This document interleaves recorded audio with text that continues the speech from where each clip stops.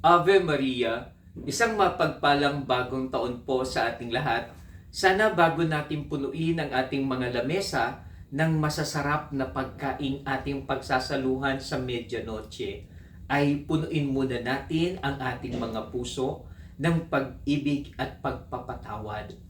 Nakaugalian na po kasi natin na kada papasok ang bagong taon ay naghahanda tayo ng mga bilog-bilog na prutas. May bilang pa nga po ito, di ba? Sa paniniwala natin na ito ay magbibigay ng swerte. Di ba nga yung iba sa atin nagsusuot pa ng mga polka dots para daw mas maraming grasya ang darating sa atin.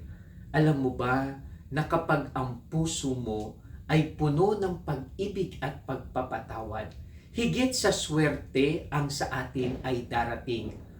Ang ibibigay ng Diyos ay grasya at pagpapala. Mas masarap na harapin ang 2025 na wala tayong bitbit na mabigat sa ating puso. Wala tayong kagalit, wala tayong kasamaan ng loob, wala tayong hinanakit sa ating puso. Nawa ngayong 2024 ay iwan na natin ang lahat ng mga bagay na nagpapabigat sa ating puso at harapin natin ang bagong taon na punong-puno ng pag-ibig, pag-asa at pagpapatawad sapagkat may grasya sa pagpapatawad. Maraming salamat po at pagpalain nawa tayo ng ating Panginoon.